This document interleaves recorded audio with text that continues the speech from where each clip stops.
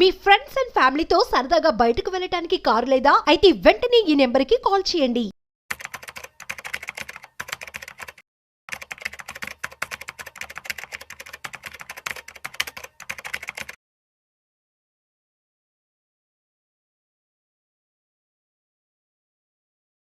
సత్య గారు నమస్తే సార్. నమస్తే.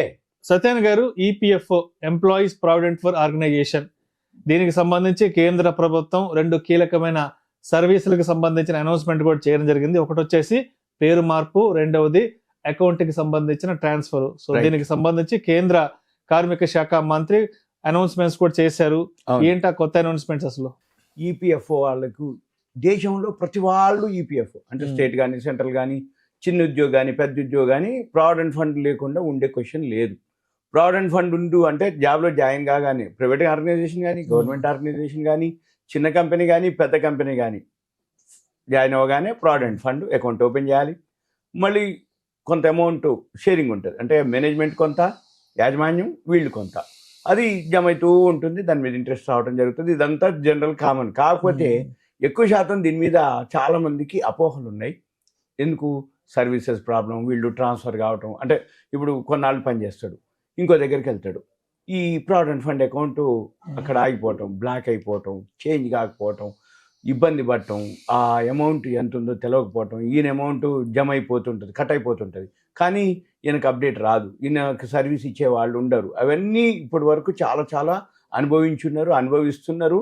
ఈ ఉన్నటువంటి ఏదైతే ఉంటుందో ఒకటే ఉంటుంది పెద్ద ఆఫీసు. ఇక్కడ హైదరాబాద్కి వచ్చేటప్పుడు బర్కత్పుర, అప్పుడు తెలంగాణ ఆంధ్రప్రదేశ్ రెండింటికి కలిపితే కూడా ఒకటే ఉంది ప్రావిడెంట్ ఫండ్ ఆఫీసు. ఈ బర్కత్పురాలో ఏదైతే ఉందో హైదరాబాద్లో ప్రతి వాళ్ళు ఏదైనా ఉంది అంటే ఇంకా బర్కత్పుర ఆఫీస్కి వెళ్ళాల్సిందే. ఇప్పుడు ఆంధ్రప్రదేశ్ విడిపోయినాక ఆంధ్రప్రదేశ్ వాళ్ళకి నాకు ఐడియా లేదు, మన విజయవాడ ఉందో అమరావతి గుంటూరు ఎక్కడ ఉందో ఐడియా లేదు నాకు. ఓకే, కానీ చెక్ చేసుకోవచ్చు, అక్కడెక్కడో ఒక ప్రావిడెంట్ ఫండ్ ఆఫీస్ ఉంటుంది. అయితే ఉన్న ఆఫీసు టైమింగ్స్ ఉన్న ఆఫీస్ వాళ్ళు సర్వీస్ ఇవ్వలేరు. ఎందుకోసం అంటే ఇక్కడున్న వాళ్ళకి వీలవుతుంది, మొత్తం ఆంధ్రప్రదేశ్కి అంటే అప్పట్లో తెలంగాణ ఆంధ్రప్రదేశ్ మొత్తం అంటే ఏ స్టేట్లో ఎక్కడ ఏ విలేజ్లో ఉన్నా ఏం జరిగినా బర్కత్పుర హైదరాబాద్ రావాల్సిందే. బర్కత్పుర హైదరాబాద్ వస్తే ఏం జరుగుద్ది? లీవ్లో ఉండొచ్చు, ఆ సెక్షన్ వాళ్ళు టైంకి ఎప్పుడు కిటకిటలాడుతూ ఉంటుంది. కరెక్ట్. అంటే ఏమవుతుంది, నీకు సర్వీస్ దొరకకపోయేది. మళ్ళీ ఇక్కడ ఉండాలి అంటే నాన్ లోకల్ వాళ్ళకి అకామిడేషన్ అనుకోండి, ఫుడ్ అనుకోండి, ఖర్చుతో కూడుకునే వ్యవహారం, అవన్నీ లేకుండా ఇప్పుడు ఇది చాలా ఉన్నటువంటి బెనిఫిట్ అయ్యేటటువంటి అది ఏందో చూద్దాం. ఈ ఏదైతే ఉద్యోగ భవిష్య నిధి సంస్థ ఈపీఎఫ్ఓ వాళ్ళు ఒక నిర్ణయం తీసుకోవడం జరిగింది.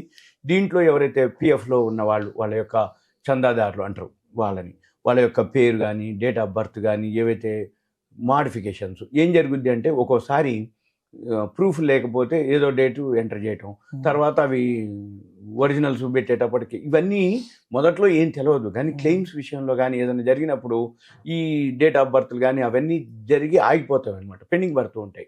అవన్నీ ప్రాబ్లమ్ సాల్వ్ చేయటం కోసం ఇప్పుడు ఈ సేవల్ని తీసుకురావడం జరిగింది. అయితే యజమాని అంటే ఎంప్లాయర్ కానీ లేకపోతే ఈపీఎఫ్ఓ ఆమోదం లేకుండా, అంటే ఏంది, అప్పుడు ఏదైనా చేంజ్ చేయాలంటే మేనేజ్మెంట్ ఎంప్లాయర్ ఆమోదం కానీ ఈపీఎఫ్ ఆఫీసు ఆమోదంతో జరిగేది. అదంతా ఏంది, పెద్ద ప్రాసెస్ జరిగేది. కానీ ఇప్పుడు అవన్నీ లేకుండా ఆన్లైన్లోనే మనము మార్చుకునే వీలు కల్పించారు. ఏది ఇప్పుడు ప్రజెంట్ మనం చెప్పేటటువంటి ఈ సర్వీసెస్. అయితే వీటిలో ఏంటంటే ఈ కేవైసీ పూర్తి చేయగానే మన యొక్క ఈపీఎఫ్ ఖాతా ఏదైతే ఉందో మన యజమాని జోక్యం లేకుండానే మనం ట్రాన్స్ఫర్ కూడా చేసుకోవచ్చు. అంటే సపోజ్ మనం అంతకుముందు ఎక్కడో పనిచేసి ఉంటాడు, ఇప్పుడు ఇంకో దగ్గరికి వెళ్ళి ఉంటాడు, వెళ్ళినప్పుడు ఏమవుతుంది, మరే అక్కడ అమౌంట్ బ్లాక్ అయిపోద్ది, ఆ అమౌంట్ ఇక్కడికి మనం ట్రాన్స్ఫర్ చేసుకునే ఫెసిలిటీ అనమాట. అంటే ఎవరైతే ఈ వీడియో వింటున్నారో ఒకవేళ ఎవరైతే ట్రాన్స్ఫర్ కానీ జాబ్ మారినా కానీ ఇంకేదైనా జరిగినప్పుడు మార్చుకోవడానికి. అయితే ఇదంతా కూడా ఎవరైతే కేంద్ర కార్మిక శాఖ మంత్రి మన్సుఖ్ మాండవీయ గారు శనివారం నాడు ఈ రెండు సర్వీసెస్ని ప్రారంభించటం. ఒకటేంటి, మేనేజ్మెంట్ ఏం లేకుండా మనంతా ఏదైనా మారినప్పుడు కూడా మార్చుకోవడానికి అవకాశం ఉండేటట్టు.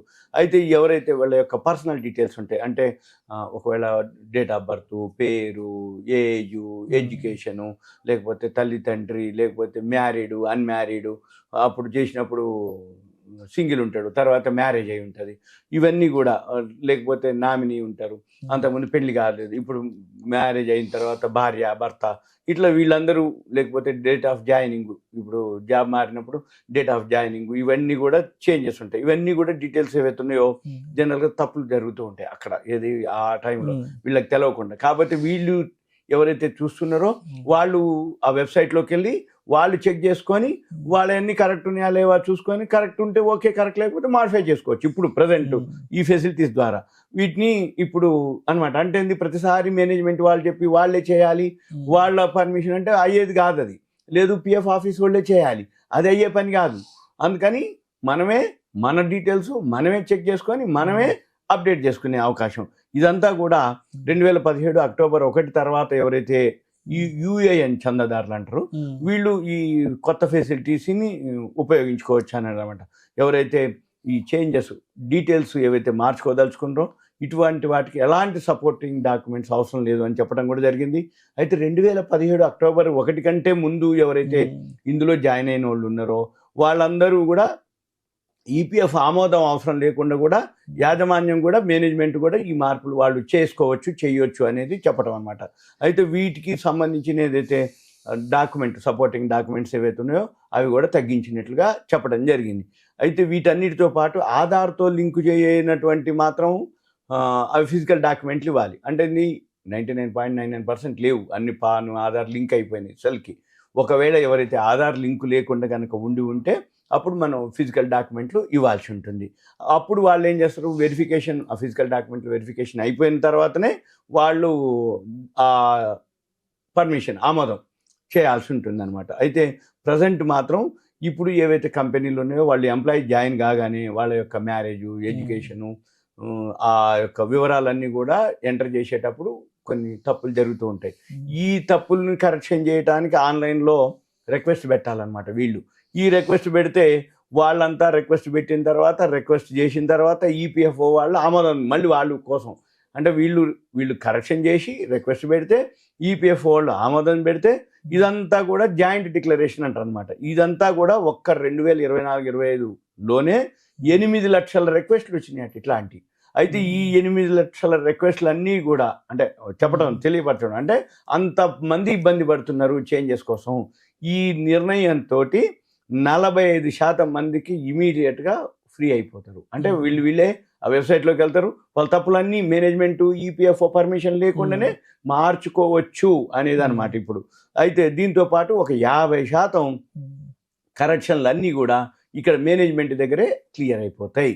ఇది రానున్న రోజుల్లో ఎవరైతే సభ్యులు కానీ అభ్యర్థులు కానీ చందాదారులు ఉన్నారో వాళ్ళ యొక్క అన్ని పెండింగ్లో కనుక మేనేజ్మెంట్ పెండింగ్లో ఉంటే వాళ్ళు ఈ పాతదంతా డిలీట్ చేసి కొత్త యాప్ ద్వారా కొత్త దాంట్లో ఆటోమేటిక్గా ఈ ఫెసిలిటీస్ని ఉపయోగించుకోవటం అని కూడా చెప్పేయడం జరిగింది. ఇకపోతే ఉద్యోగం మారినప్పుడు ఈపీఎఫ్ అకౌంట్ అసలు సులభంగా ట్రాన్స్ఫర్ చేసుకోవచ్చు. అంటే అక్కడి నుంచి ఇక్కడికి.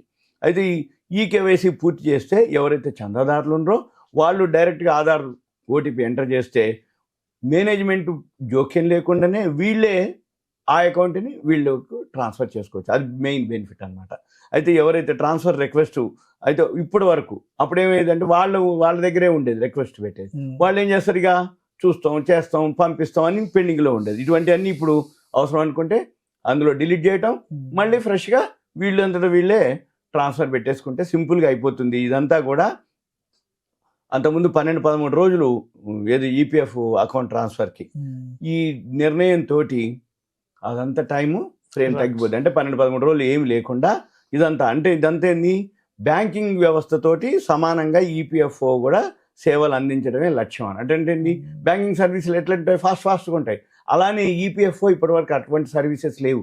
అలానే మేము కూడా ఈపీఎఫ్ఓని తీసుకురావాలి అని ఆయన చెప్పడం జరిగింది. ఈ సర్వీసెస్ అందించడం కోసమే అనేక చర్యలు ఈపీఎఫ్ఓలో చేపడుతున్నట్టుగా మంత్రి గారు వివరించడం జరిగింది. ఇది సింపుల్గా ఈపీఎఫ్ఓకి. ఇంకా ఇంకొక విన్నపం, ఎవరైతే వీడియో వింటారో చూస్తారో, బాబు మీరు దయచేసి నాకు కాల్ చేయొద్దు.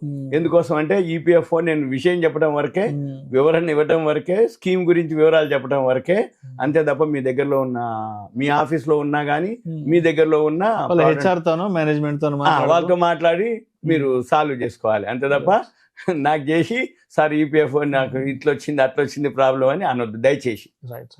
Thank you.